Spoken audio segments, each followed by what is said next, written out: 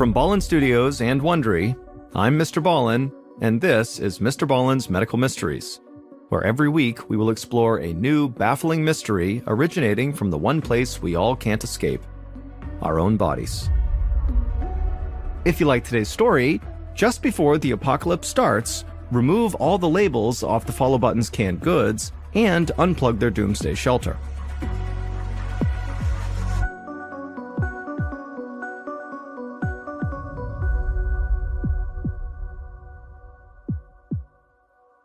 This episode is called Hard Case to Crack.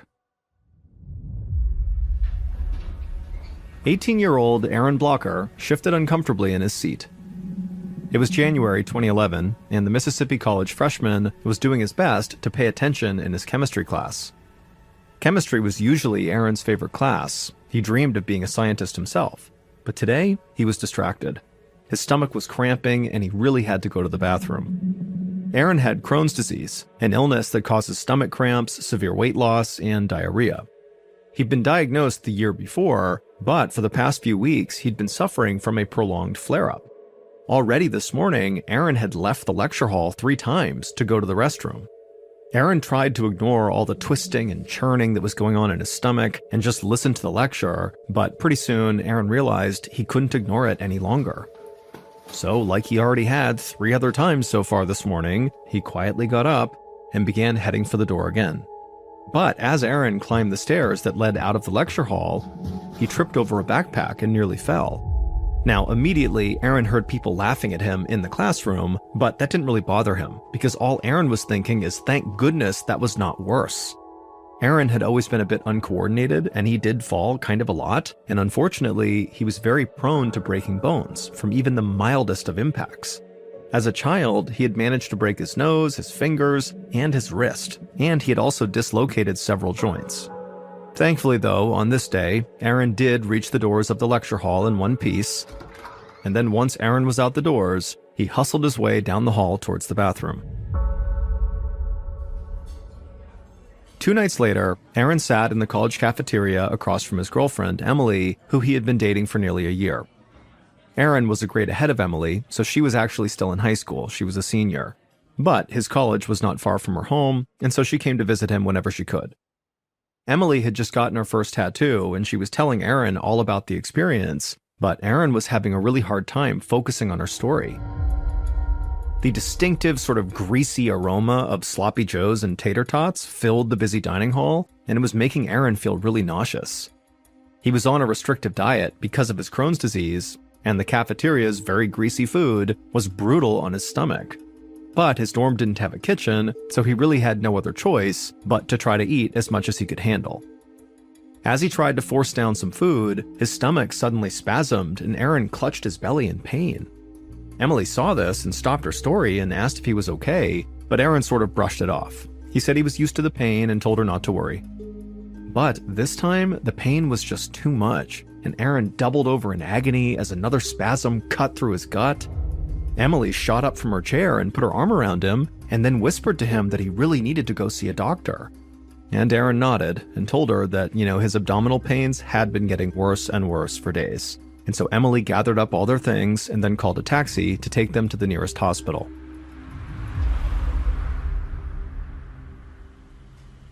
A couple of hours later, Aaron laid in a hospital bed in the emergency room with Emily sitting by his side. The doctor had ordered an immediate CT scan of Aaron's abdomen, and so now they were just waiting for the results. Aaron clutched Emily's hand and let out a deep breath.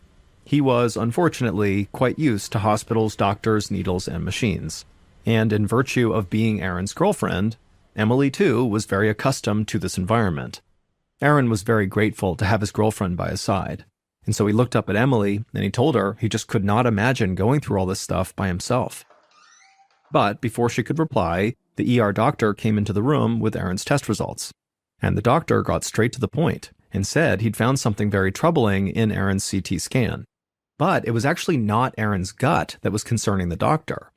He said during the CT scan, as they're trying to photograph his abdomen, the scan had kind of inadvertently caught a bit of Aaron's hip bones, and basically, the bones showed signs that they were dying. It's a condition called avascular necrosis, which happens when blood supply to a bone is cut off, and so the tissue decays. Aaron closed his eyes and grimaced. He wondered if maybe this condition he'd never even heard of might explain his history of so many broken bones. Aaron quickly filled the doctor in about his medical history and how doctors had really struggled to figure out why his bones always seemed so brittle. Throughout his childhood and teenage years, Aaron had been tested for various conditions, from common issues like arthritis to a rare genetic condition called Wilson's disease. But each time, the results were either negative or inconclusive. It wasn't until Aaron was diagnosed with Crohn's disease a year ago that Aaron finally got an answer that sort of made sense. His doctor had told him that because his Crohn's disease had been untreated for so long, Aaron had been malnourished, and as a result, his bones were weakened. But that was a year ago, and since then, Aaron had done everything in his power to eat right and build up his strength, and so it just seemed like, he would have been doing better by now. The ER doctor listened closely and took a bunch of notes. Then, after Aaron was done speaking, the doctor asked him if he was taking any new medications. And Aaron nodded and said that yes, for the past 8 weeks, he'd been taking low doses of a steroid called prednisone to help reduce the inflammation caused by Crohn's disease. Aaron could see from the ER doctor's expression that he was puzzled. The doctor said that steroids could cause bone damage like this, but only with prolonged use and high doses. In his opinion, 8 weeks was just not enough time to cause this much damage to Aaron's hips. But just to be safe, the ER doctor recommended that Aaron go see the other doctor who'd prescribed him this steroid to see if maybe they could change his treatment plan. Aaron's mind was swirling. He had convinced himself that if he could just get his Crohn's disease under control, he could live a normal college student life. But now here he was being told he had an even bigger problem with no clear solution. And so Aaron shook his head in disbelief. But at the same time, he tried to stay positive.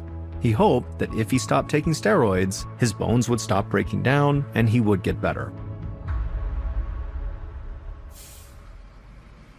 2 years later, on a muggy summer day, Aaron clutched the sticky vinyl seat of a campus shuttle bus. Every time the bus hit even the smallest of bumps, Aaron would feel pain shooting through his hips. Aaron was now 20 years old and working hard towards his degree in biology and medical sciences. It was fascinating to him to learn how the human body worked. He hoped that someday he'd know enough to understand what was happening to him. Because Aaron was still in constant pain. His weakened hips made it really hard for him to walk around campus, so he took the shuttle bus as often as he could, even though it was quite painful. Right after visiting the emergency room 2 years earlier, Aaron had stopped taking steroids, but that hadn't helped, and his hips had only gotten worse. At this rate, Aaron knew he could be facing a hip replacement surgery before he even turned 30 years old. When the shuttle bus came to a stop, Aaron carefully climbed down the steps and limped into the lobby of the school's medical building for an appointment with his orthopedist. He sighed as he shuffled his way into the very familiar waiting room. Doctors and nurses and hospitals were now as much a part of Aaron's life as college professors. A few minutes later, Aaron hobbled into an exam room and climbed up onto the crisp white paper covering the examination table. When the doctor arrived, he asked Aaron to lie down, but Aaron was in so much pain, the doctor had to actually help him lie down. After poking and prodding Aaron and also guiding Aaron's legs through several movements to check his range of motion, the doctor stepped back and grabbed Aaron's latest scans and began looking them over.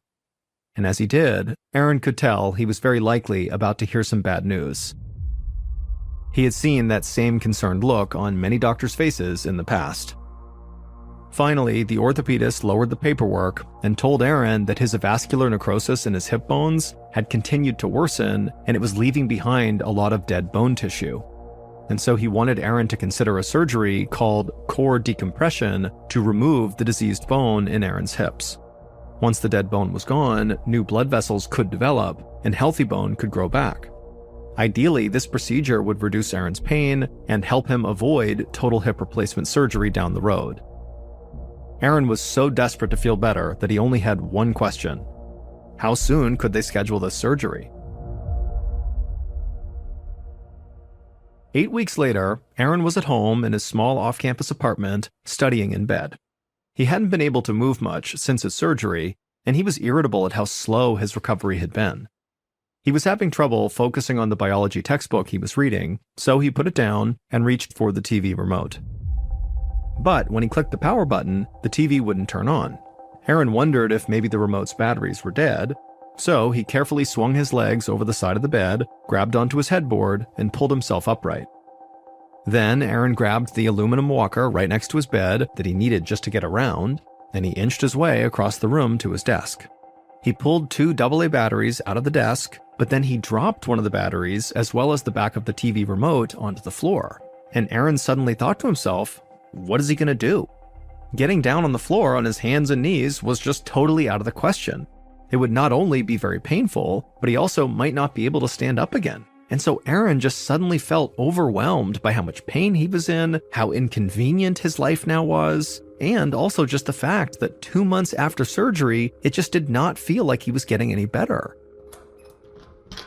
But just then, Aaron heard the key in the front door, and a moment later, his girlfriend Emily called out his name. Aaron was so relieved that she was there. He yelled that he was in his bedroom and he could really use some help.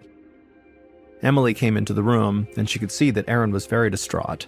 She helped him back into his bed and then reached under the dresser to retrieve the battery and the back of the remote. Emily suggested that Aaron just close his eyes for a half hour and she'd make him some lunch. Aaron smiled and felt so thankful to have Emily in his life, and then he did close his eyes. But Aaron was too anxious about his situation to fall asleep. It felt like his life's goals were slipping away from him. Aaron had had to take time off of school after the surgery, and he didn't want to delay getting his degree any longer. And so he really just had to find a way to get better soon, or else the future that he longed for with Emily just wouldn't be able to exist.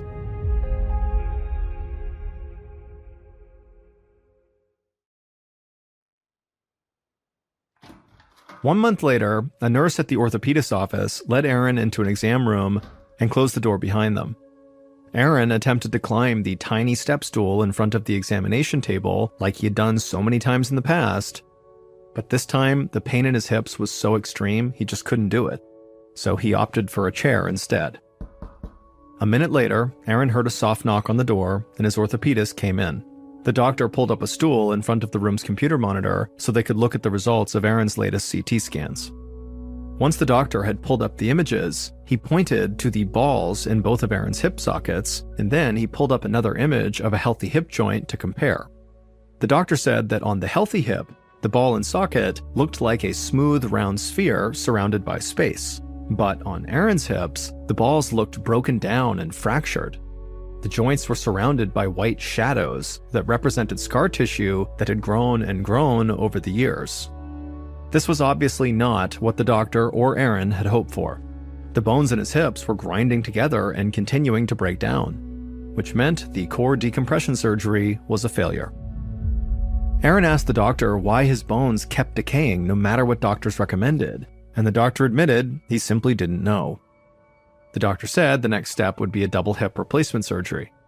But he assured Aaron that although it was unusual to replace hips in someone so young as Aaron, it was a common surgery with great results.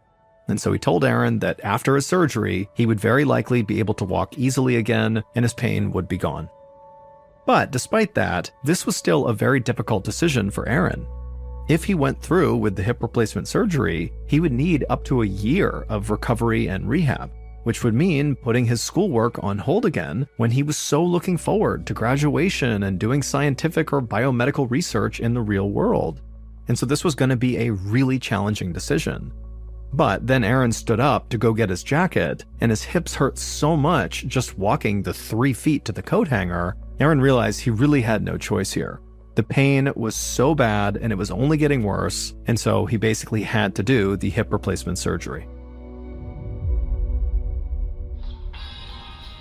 4 years later, in 2016, the clock radio on Aaron's nightstand belted out a pop song, jolting him awake. Aaron rolled over and hit the snooze button, and as he did, he smiled. Before his hip replacement 4 years ago, rolling over would have been so painful, but now he was moving just fine. It had taken a long time to become this healthy again.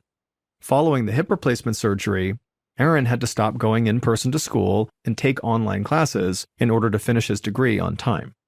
He spent his time mostly indoors and bedridden, But slowly, he had regained his mobility and had gotten his life back on track. Aaron had graduated from college and was now pursuing a master's degree in biomedical research at Mississippi College. At the age of 24, 4 years after the surgeries, Aaron was finally focusing on his future rather than his pain. Through it all, Emily had stayed by his side, like always. And at the end of 2012, Aaron asked her to marry him, and to his delight, she had said yes. They were married on August 1st, 2013, the best day of Aaron's life. Aaron could hear Emily in the kitchen cooking up some breakfast. A moment later, she called to him and asked if he wanted some eggs. Aaron yelled back that he'd be right there as he put his slippers on. Just then, Aaron's alarm clock went off again, and without thinking, Aaron twisted around to stop it. And as he did, he suddenly felt an excruciating pain in his left hip. The worst pain he had ever felt in his entire life. Aaron instantly writhed in pain and fell back on the bed and shouted for Emily. She rushed into the bedroom and tried to help Aaron stand, but he couldn't move his left leg at all because the pain was now totally unbearable. And so through gritted teeth, he asked Emily to hand him his phone, and when she did, Aaron called a friend, and a few minutes later, that friend arrived, and together with Emily, they helped lift Aaron up and carried him out to the car so they could drive him to the hospital. An hour later, Aaron lay on a gurney staring up at the hospital ceiling lights flashing past him as the ER staff whisked him down a hospital corridor to the CT scan room. Aaron had hoped that these emergency visits were behind him, but here he was again amidst the smell of disinfectant, the high-pitched sounds of equipment, and very sick people just like him. In the scan room, technicians helped move Aaron's aching body to the motorized table, making Aaron groan every time they touched him. As the table began to move, Aaron could hear buzzing and whirring noises as the machinery took images of his hips and midsection. Even lying there was painful, because Aaron had to clench his muscles to keep his legs perfectly still. Once the scan was over, Aaron clenched his teeth in pain as the technicians shifted him back onto the gurney and then wheeled him back to a waiting room. And after an agonizing hour of waiting, a doctor finally came in the room to go over the results. As the ER doctor pulled up Aaron's files on the room's computer, Aaron filled him in on his history with Crohn's disease, a vascular necrosis, and hip replacements.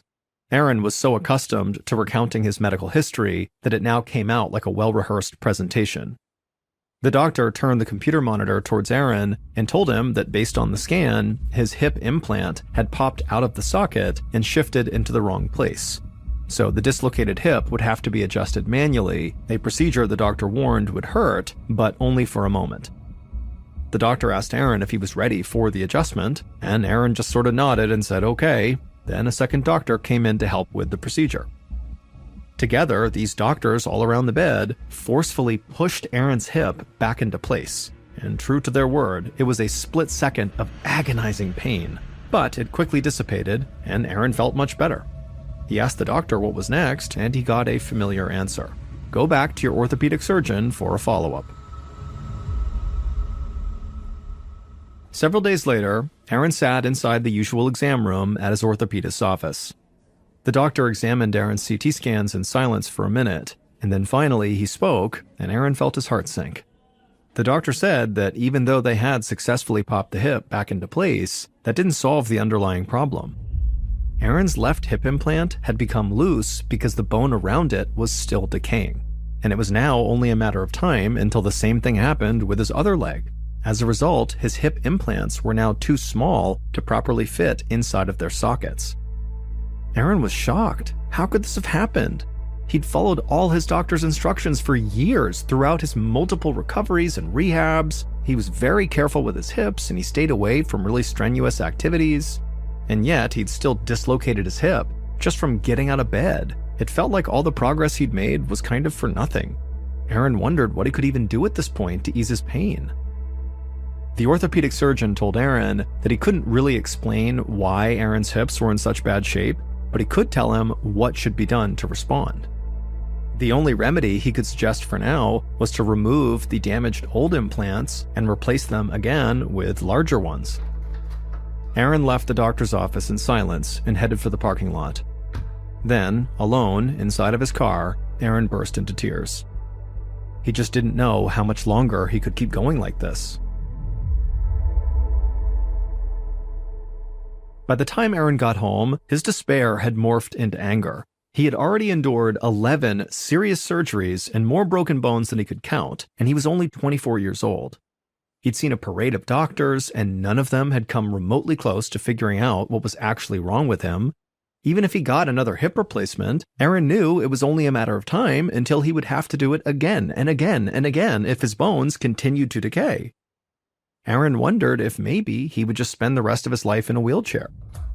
Just then, Emily got home from work, and when Aaron saw her, he went from being mad back to being sad all over again, and he broke down and just started crying. Emily tried to comfort him, but Aaron was inconsolable. So Emily just kind of let Aaron vent, and then once he was done crying and kind of talking about what was going on, she asked him to come keep her company in the kitchen while she made them dinner. Aaron smiled at her and then slowly eased himself into a chair at the kitchen table while Emily poured them each some wine.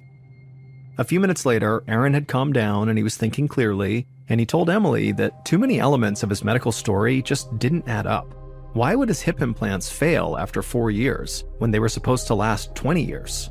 Why didn't any of the other surgeries work? What was actually going on with his bones?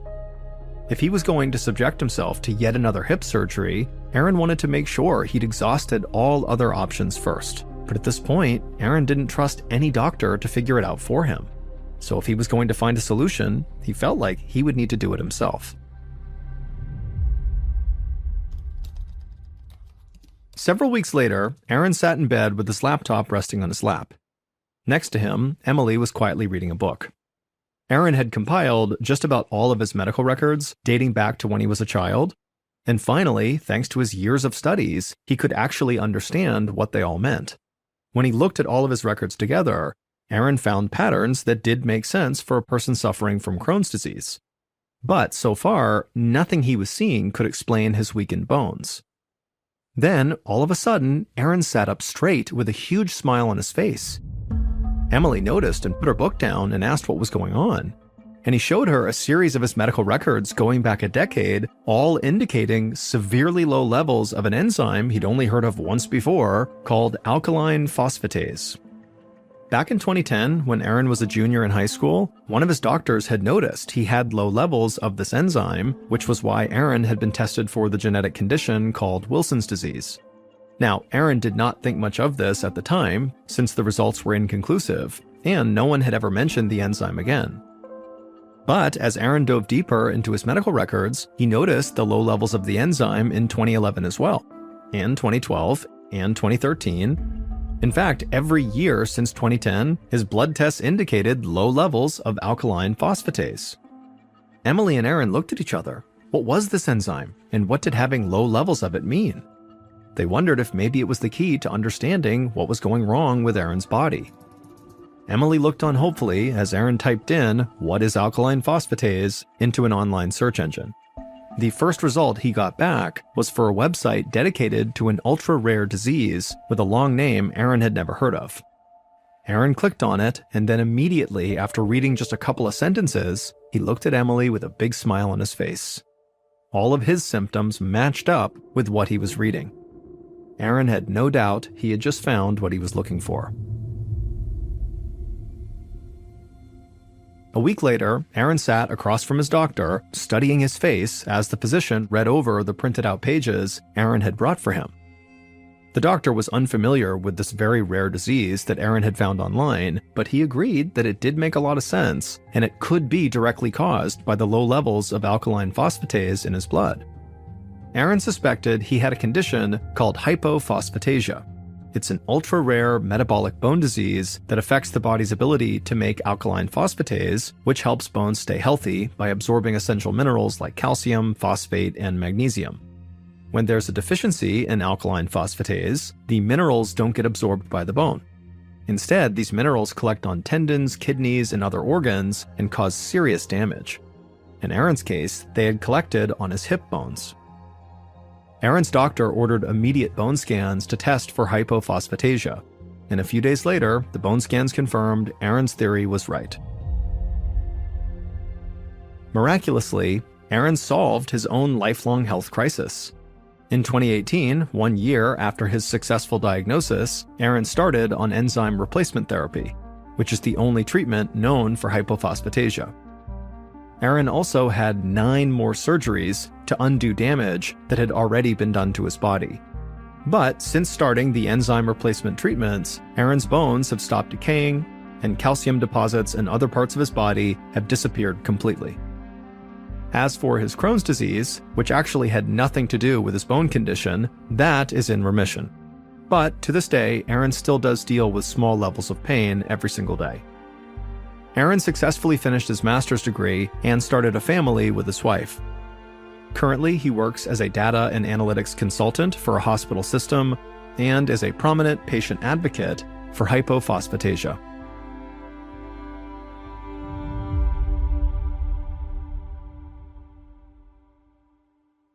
A new police officer named Derek was dumped by his longtime girlfriend. This breakup caught him by surprise because he had actually just recently moved to Colorado in order to be closer to his girlfriend. So naturally, he was devastated. After a few weeks of being so depressed and kind of just moping around and going through the motions in his life at this point, one of his very close friends suggested to him, like, hey man, look, why don't you just make a profile on Tinder, the online dating service, and just put yourself out there again. You have no idea who's out there. Clearly, your ex-girlfriend was not the one. Derek had met his ex-girlfriend in a bar, and every other girlfriend he had ever had, he had met in person. So online dating was definitely not on his radar. But he was so lonely and sad, he figured, you know what? I got nothing to lose. And so he made himself a Tinder profile. Derek quickly matched with a woman on Tinder named Leah that he said was way out of his league, but he wasn't complaining. They chatted for a couple of weeks and they got on great. And so they wanted to get together and actually meet each other in person. But Leah lived well over an hour away from Derek. So there wasn't a natural meeting place.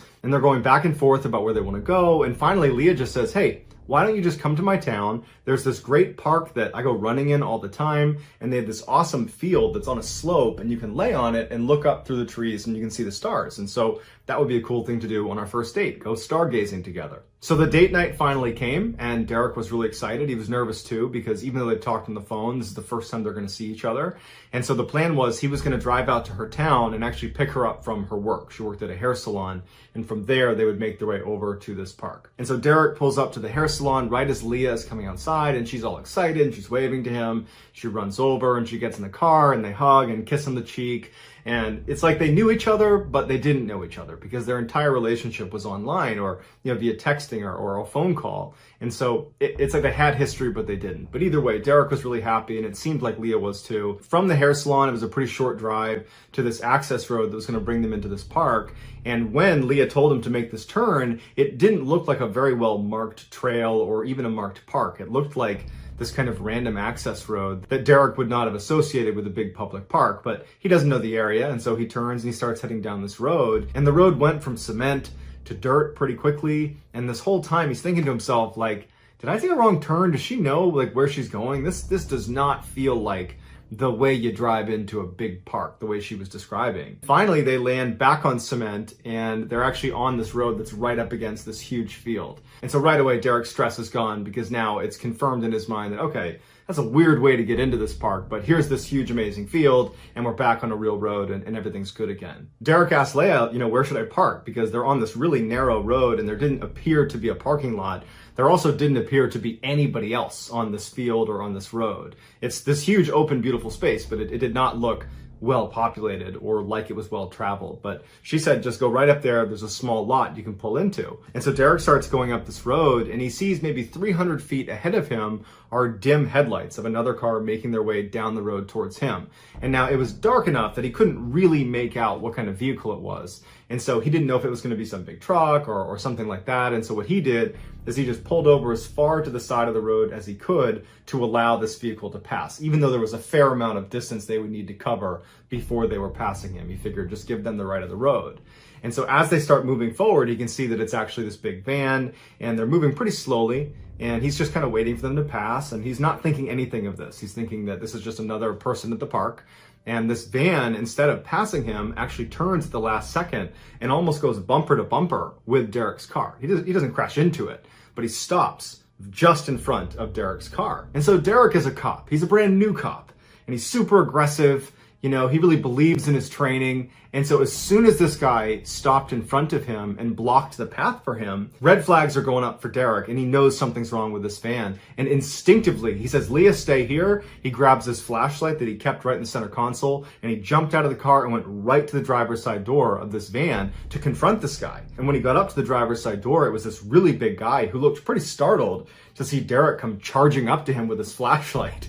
And Derek's like, what are you doing, man? What are you blocking me in for? And the guy's like, oh, hey, sorry, I'm the caretaker here of this whole property, and we've had an issue with poachers in the area, and I was concerned you guys were poachers. It doesn't look like you're poachers, though. And Derek's like, no, we're not poachers. We're going stargazing. I'm on my first date here. And the caretaker's like, I am so sorry. Please get back in your car, go and enjoy your night. And at that, he backed up, did a 3-point turn, and drove right back up that road where he came from and disappeared down on the other side of the hill. Derek stood in front of his car for a couple of minutes, making sure this guy was gone. And then he turned around and he got back in the car and he kind of joked with Leah. And he's like, yeah, he thought we were poachers. I guess you look like a poacher to him, and that's why he stopped us. But when he looked over at Leah to react to his hilarious joke, she wasn't paying attention to him. She was just furiously typing away on her phone, which Derek did think was a little bit odd. You'd think that she'd be more interested in this strange thing that just happened. Some weird guy just blocked us in and I'm confronting him. You'd think she'd be interested in that on some level. She might want to know what I said to the guy and what he said to me, but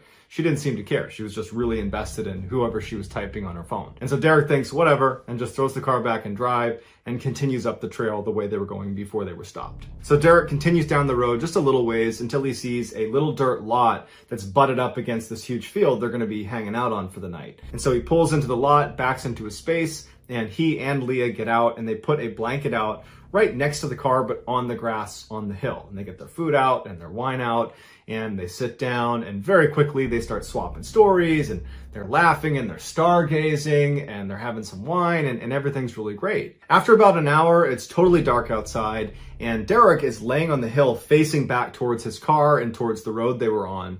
And he notices to his left, up at the top of the hill, so the same area where the van had come from originally and where it went back to after they spoke that one time, Derek is looking out there and he sees headlights and it's the van. And now the van is driving down the road, not leisurely like it was before, but they are flying down the hill. And before Derek or Leah have a chance to react to this van barreling down on them, it comes flying into the parking lot and practically hits his car and comes to a stop where it's boxed his car in. So even if he got in his car, he couldn't drive away. And so Derek jumps up, Leah jumps up, and the guy, the caretaker, the nice caretaker he talked to before, he hops out of the driver's seat and he walks around the front of the van. He's got this pipe in his hand and he looks at Derek and he's like, give me your keys and your wallet. And again, Derek is this brand new cop. You know, he's 21 years old. He's not about to let this guy push him around. And so he doesn't do anything at first. He doesn't know what he's going to do, but he doesn't do anything at first. He just looks at this guy and he shows him that I'm not just going to fall over because you told me to. But then Derek is given a huge curveball when Leah, his date, stands up and runs over to this guy and stands next to him and turns around and looks at Derek and goes, come on, give us your keys and wallet. And Derek's like, great, I'm getting set up by my date who I've spent the past 2 hours with, I had a connection with this girl. And so now Derek is just standing there doing nothing, not to be tough, but because he's in shock. He feels so betrayed by Leah, and he just feels like, how could this have happened? And in that moment, Leah walks to the back of the van, and she gets a metal pipe. She comes back around, and she goes, Derek, give us your keys and your wallet. We don't want to have to hurt you. And this is when Derek looks at them both, and he goes, no. And as soon as he said that, the big guy tackles him. He gets thrown to the ground, but Derek could handle himself, and very quickly he was able to get up, and he drew his concealed carry pistol, and he's aiming it at the big guy and then back at Leah, and he's like, yeah, I'm a cop. Go ahead and put your hands up now. As soon as they saw the gun, they both dropped their pipes and put their hands up. And so as he's holding them both at gunpoint, he's looking over at Leah like, really? You did this to me? Are you kidding me right now? As he's doing that, he has to get his cell phone out of his pocket, type in 911, and then called dispatch and had to say who he was, what his badge number was, what happened, and where he is. And where he is was difficult to describe. And so as he's trying to explain these directions, and he's saying, yo, yep, go left at the light, and then there's a gas station there, and you're gonna go up this field, you're gonna see me, I got these 2 people at gunpoint. As he's doing that, Leah and the caretaker look at each other, and they just turn around and bolt.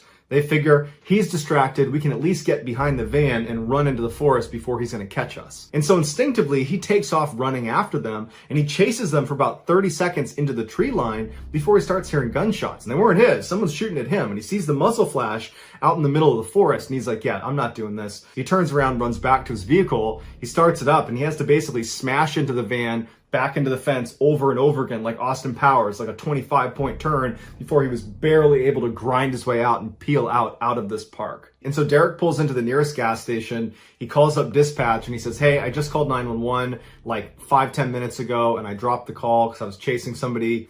Here's my name, here's my badge number. I'm now at this gas station. Can you send a couple of police officers over to my location now? And they said, yep, we'll send some to you. And so a police cruiser shows up with 2 officers inside that Derek recognized. They were senior to him. And they got out, and he explained again what happened, and they kind of gave him a hard time for getting catfished on his very first date. But at the same time, they knew it could have gone really badly. And so they decide they're going to load up in the police cruiser together, all 3 of them, and drive back up to the park. And so they get up to the park, and Derek points ahead, and he goes, that's the van. It's still here. And so they drive up and they stop short of the van. And the 2 uniformed officers, they turn to Derek and they're like, just stay in here. We're going to go check this van out. And so Derek's sitting in the car watching these guys go up to the vehicle, guns drawn. They're looking all around. They're clearing behind the vehicle. They're looking in the wood line. There's nobody there. And at some point he sees them put their pistols away and they go in the van. They're kind of shining with their flashlights all around. They're looking in the back, looking in the front. And then after a few minutes, they walked back to the cruiser. And as soon as they got in, Derek could tell there was just something off about how they were acting.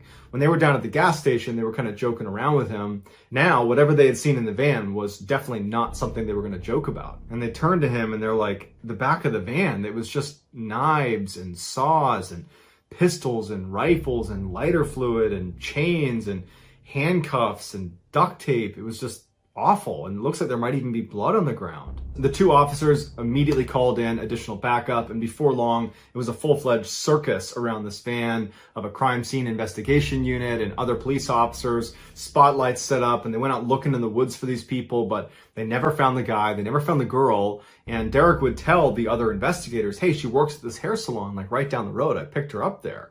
And so they went over to the hair salon and they wound up talking to the people there and they said, we've never heard of Leah. And when they showed them a picture of Leah, they were like, we've never seen her before. And so they came back and they told Derek, look, she's a con artist. And this whole thing, your whole relationship with her has been her setting you up in some way, shape, or form. The entire thing. That's all it ever was. And so for Derek, that was crushing. And he swore off Tinder immediately. He did not want to do any more online dating. But what really haunts him more than just being taken advantage of is, what would have happened if I wasn't concealed carrying?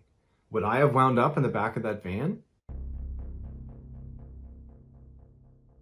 In the summer of 2019, a grandmother named Barbara was looking after her grandkids for the weekend while her daughter and her husband were out of town. Her daughter had 3 kids, 2 that were under the age of 6 and 1 who was 15 years old, and her name was Alyssa. And so anytime Barbara was looking after her grandkids for longer than just a single day, like if she was taking care of them overnight, she would just stay at their house so as not to disrupt their lives more than she needed to. And so their house was a modest single-story home in a nice suburb of Dallas, Texas, where the crime rate is basically 0 and everybody in the neighborhood knows each other. And so this particular night that she's over there looking after them was like any other. She put the 2 young ones to bed first, and then she and Alyssa stayed up a little bit later in the kitchen chatting, talking about school, before ultimately both of them went to bed. So because their house is a single-story home, all the bedrooms are on the only floor of the house.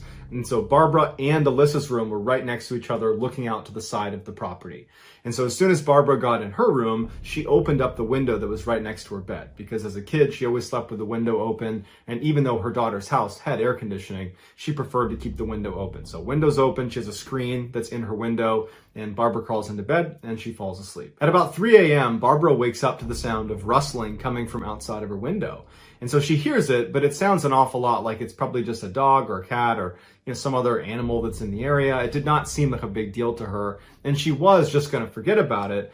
But then she heard it again, and it sounded much more like footsteps, and they sounded heavy enough that it probably couldn't be a dog or a cat. And so she rolled over onto her elbows and she pulled the curtain aside just enough to look out the screen door. And so the moon was out, so there was pretty good illumination, and so she could clearly see the side of the house. She could see the side of the house, she could see the fence that separated their property and their neighbors, and then she could see the neighbor's house and all their lights are off. And she noticed propped up against the fence on their side of the fence, so on their property, was this bike that she didn't recognize. And she's looking at it thinking, is that Alyssa's bike? It's too big to be either of the 6-year-old's bikes. Whose bike is that? And as she's looking at the bike, she hears more rustling coming from the left, which is closer to Alyssa's room. Barbara presses her face up against the screen to try to look out the window towards the left because whatever's making the sound is now out of her view. And as she's got her face pressed up against the screen trying to look, she sees a boy emerge from the bushes from right underneath Alyssa's room. He's got that high school Letterman jacket, like the classic,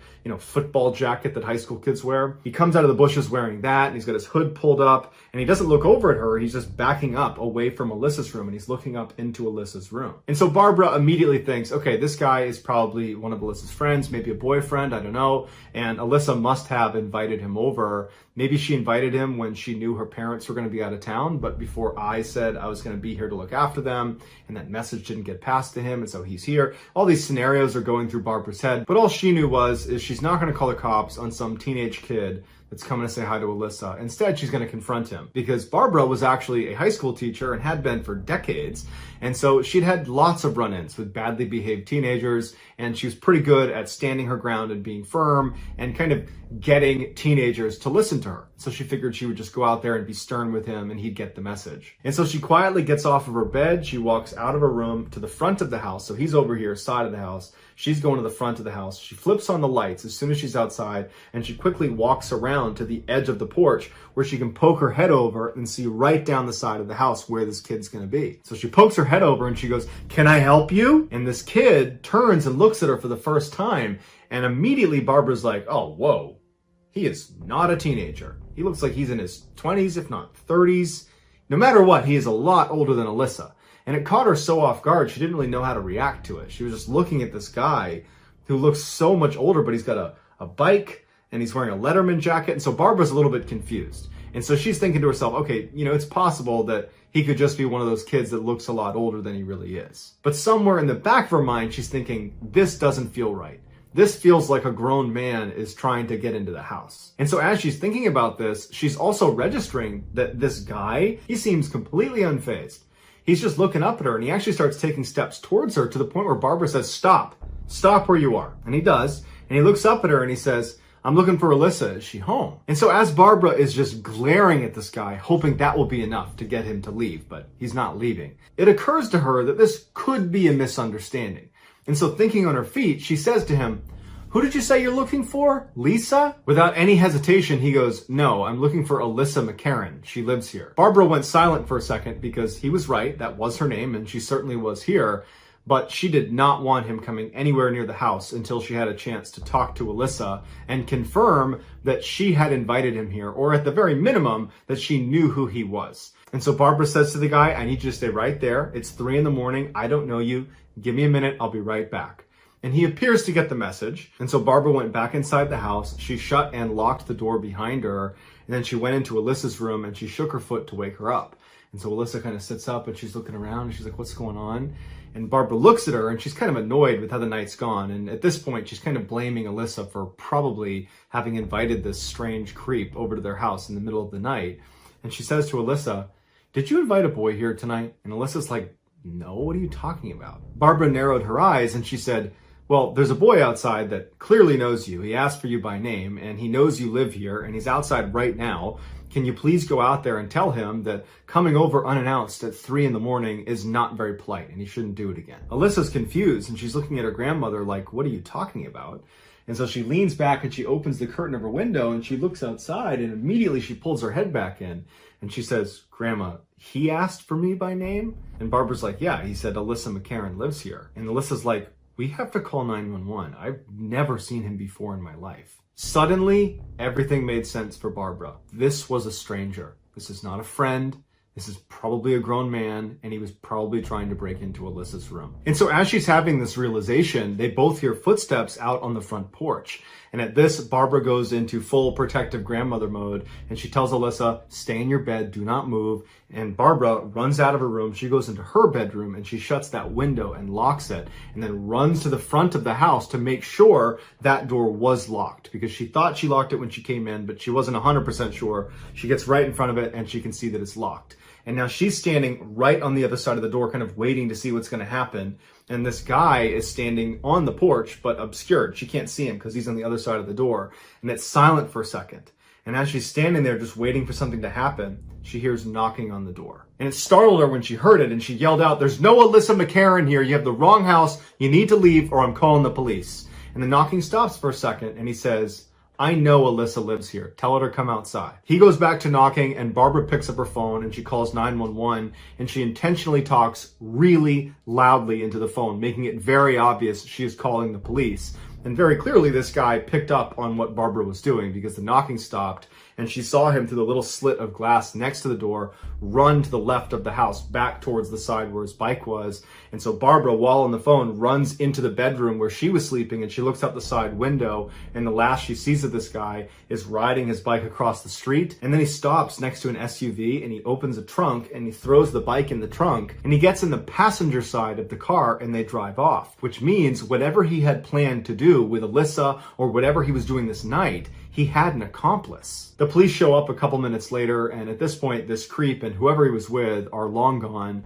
but Barbara still gives her description of the vehicle and description of the night and what happened. And the police told her that over the past couple of weeks, they've gotten very similar reports from other households where there are young girls inside of the house. Apparently, this boy was actually a grown man that would use social media to figure out where kids lived, and then he would dress up like a teenager, and then he would go stalk them.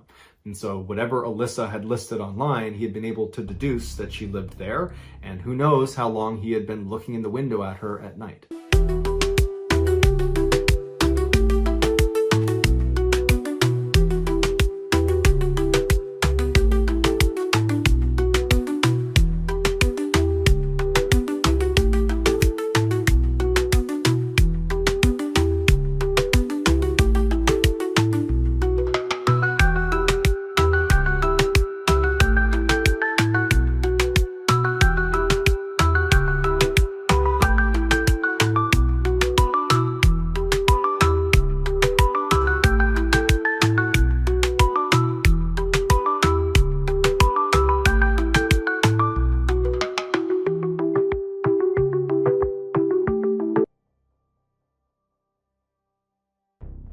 In 2018, an up-and-coming Instagram influencer named Wendy was contacted by a hotel in Miami, Florida that wanted to see if she'd be willing to stay at their property over Memorial Day weekend. They said they were willing to cover all of her expenses as long as she was willing to post a couple of times while she was at the hotel, showing off how great the hotel was. They also told her to bring along a female friend, and that friend, they would cover all of her expenses as well. Even though Wendy didn't know if she had any girl friends that would want to do this with her, she was so eager to take them up on this opportunity because she was trying to make being an influencer be her full-time job. And so opportunities like this were huge for her. And so she said yes, even before she knew if she could bring along a friend like they asked her to. And so sure enough, over the next couple of days, as she reached out to her network to see if there's any females that wanted to come with her, everybody was either busy or wasn't that interested, or they had plans. And so since she did not want to cancel, she thought, well, it can't be that big of a deal if I bring along a male friend. And so she reached out to her good friend Mitch, who's this 6'4" athletic guy who was just one of her close friends. And she said, hey, would you mind coming along with me to this thing in Miami over Memorial Day weekend? I need someone to go with me. They asked for a female, but you're gonna have to do. And so Mitch agreed to do it, and Wendy thought to herself, well, worst case scenario is they're not willing to pay for Mitch's, expenses, and that she would pay for them, and she told Mitch as much. And so they thought that was just fine. They figured that was a good solution. And so the day arrives, and Wendy and Mitch are really excited about this trip. They don't often get to go travel around as influencers. And so they hop on a plane, they fly first class to Miami. When they get there, they go down, they get their bags at a baggage claim, and then they go out to the curb, and right away, Wendy sees there's this really well-dressed guy with dark sunglasses on, and he's holding up a sign that has her last name on it and the logo of the hotel on it. And so she waves to him and walks over, and Mitch is following right behind. And this guy looks at her and he says, okay, well, where's your friend? And that's when she says, oh, well, actually, I brought Mitch because none of my girlfriends wanted to go. So I brought Mitch along. And so this guy lowers his sunglasses and he looks at Mitch and he kind of looks up and down. Then he puts his sunglasses back and he turns and he walks towards this beautiful black SUV that's parked right up against the curb. And so Wendy and Mitch follow him, and this guy opens up the back door, and Wendy and Mitch get in. The guy takes their luggage and puts it in the back of the vehicle and shuts it. And as soon as Wendy and Mitch sit inside of this car, the driver is visibly upset. He's kind of ranting and raving, and the front passenger window was down. And so Wendy and Mitch assumed he must be yelling at someone outside of the vehicle, like this guy that had just picked them up. He must be communicating with him somehow. He can't possibly be yelling at us. We just got here. We don't know him. But sure enough, as they kind of are tuning into what he's saying, he has a very thick accent, and he's saying, "Where is the other girl? You're not supposed to have a guy. It's two girls, not one girl, one guy. It's two girls. Where is the other girl?" As Wendy is hearing this, she feels so uncomfortable, not just for herself, but for Mitch too, because she asked him to come along and had said, "Oh, it won't be a big deal. They won't mind." But I mean, clearly they do mind. And so Wendy's trying to explain to the driver that, "I know you asked for a female friend, but I didn't have a female friend. And so I brought him along. I will pay for him. I'm not asking you guys to pay for him. I'll pay for everything that he touches. I'll pay for his hotel, his flight, everything." But the driver didn't seem that upset about who was paying for Mitch. His frustration came from a place of being frustrated, like they weren't going to be able to do whatever they had planned to do because now Mitch is in the mix. And so as Wendy and the driver are kind of going back and forth and the driver's getting more and more frustrated, the guy that had originally greeted Wendy and Mitch hopped in the front seat, and he and the driver started arguing with each other in Portuguese. And so for about a minute, Wendy and Mitch are looking at each other like, what is going on here? And these guys are yelling at each other, and then they stop, and the driver turns around again, and one more time he says to Wendy, "Where is the other girl?" And Wendy says, "There is no other girl. It is Mitch and I. That is it." At this point, the driver makes a sound like he was disgusted with both of them, and he raises his hand up like this, and he turns to face the road in front of him. And the guy that had originally greeted Wendy and Mitch, he gets out of the passenger seat, goes around to the back, opens the back of the truck, takes their luggage out, throws it onto the curb, goes to the door that is closest to Mitch, opens it up, and he tells them to get out. And so Wendy and Mitch climb back out onto the curb. The guy shuts the door behind them. He hops back in the front seat, and that car peels away. That was it. At this point, Wendy's thinking to herself, I bet those two guys have nothing to do with the hotel and the people that I had been communicating with to set this whole thing up. I bet they are just the drivers, and they were told to pick up two girls, and we showed up with a girl and a guy, and it screwed them up, and they got mad, and they got really mad, I guess, and then they left. And so I bet if I can just get in touch with the people at the hotel, the people I had spoken to, that they can clear this whole thing up. And so she opens up her email and she sends a message to Marissa, who was one of the people at the hotel that she had been going back and forth with when she was buying her plane ticket. And then she sent another message to the Instagram account that had over 10,000 followers that she had been going back and forth with quite a bit, that had actually originally reached out to her. And so for a couple of minutes, Wendy is watching her phone, waiting for a response. And at some point, Mitch says to her, by the time we get a response to either your, Instagram DM or your email, we probably could have just taken an Uber over to the hotel and spoken to them directly. So why don't we just go do that? And so they agree, they hop in an Uber, and they drive the short distance to this hotel. And as soon as they get out, Wendy notices something that at the time did not seem like a big deal, which was the logo of the hotel, the one in real life right in front of her.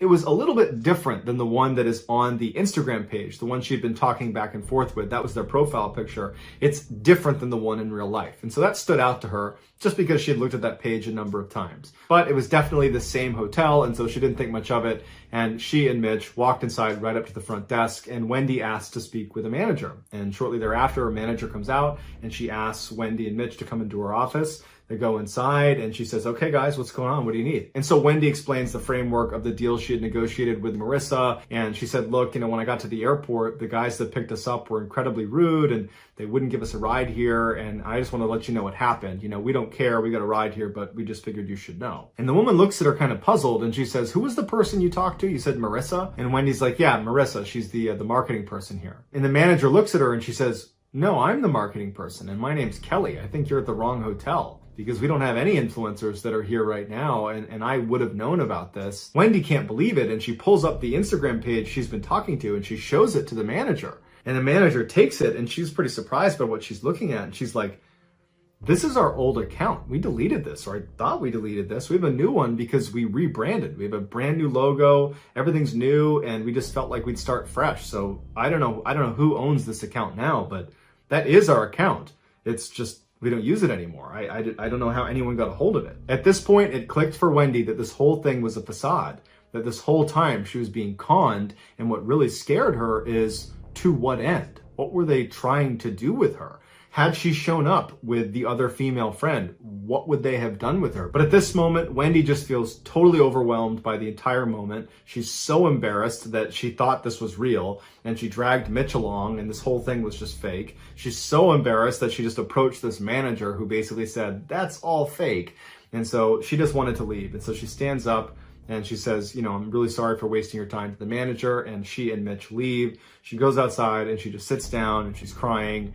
And Mitch says, hey, you really ought to call the police and let them know this happened because, clearly there were plans for you and, had you brought a female friend, and they can't have been good plans. I think you need to let the police know that this scam exists. And so Wendy does call the police and she explains what happened. And she's surprised when they say, hey, where are you right now? We'd love to send a detective over to you to talk to you a little bit more about what happened.